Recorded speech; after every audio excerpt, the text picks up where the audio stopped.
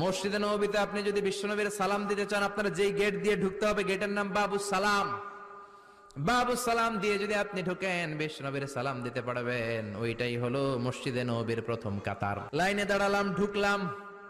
ভাগ্য ভালো, এমন একটা জায়গা পেয়েছি লেখা মাকান তাহাজ্জুদি রাসূলিল্লাহ, মানে এই জায়গায় রাসূল তাহাজ্জুদের নামাজ পড়তেন। আল্লাহর শুকরিয়া আদায় করে 2 রাকাত সালাত পড়ে আবার প্রথম কাতারে ঢুকে গেলাম। এবার বিশ্বনবীর সালাম দেওয়ার পালা। হাঁটতে লাগলাম সবার সাথে। রাউদাতুম মিন রিয়াদিল জান্নার পরে ছোট্ট একটা জায়গা, এই জায়গায় সাইয়েদনা ঈসা আলাইহিস সালাম দুনিয়াতে আসার পরে, দাজ্জালকে হত্যা করার পরে 40 বছর দুনিয়াতে থাকার পর যখন ইন্তেকাল করবেন, বিশ্বনবীর বাম হাতের এই পাশের জায়গাটাতে ওনার সেখানে কবর দেয়া হবে। সুবহানাল্লাহ, ছোট্ট একটু জায়গা, কবর দেয়া হবে সেখানে। হাঁটতে লাগলাম, এরপরে বিশ্বনবীর কবর, লেখা মুহাম্মদ রাসূলুল্লাহ সাল্লাল্লাহু।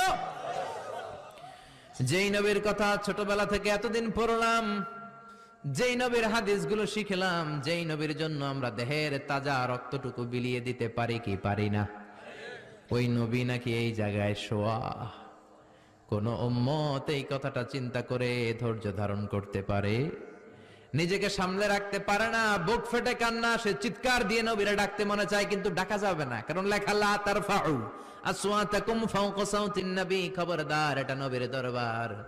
নবীর দরবারে উঁচু গলায় বড় গলায় কোনো চিল্লা ফাল্লা বা আওয়াজ করা যাবে?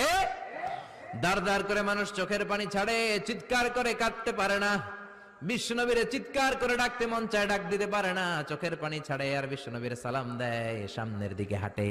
বিশ্বনবীর কবরের পরে সাইয়েদনা আবু বকরের কবর, তারপরে সাইয়েদনা ওমরের কবর, তারপরে যেই দরজা দিয়ে বের হবেন দরজাটার নাম হলো বাবুল বাকিয়া। এই দরজা দিয়ে বের হলেই সামনে মাকবারাতুল বাকি, বিশ্বনবীর পারিবারিক কবরস্থান। চিল্লায় বলেন আল্লাহু আকবার।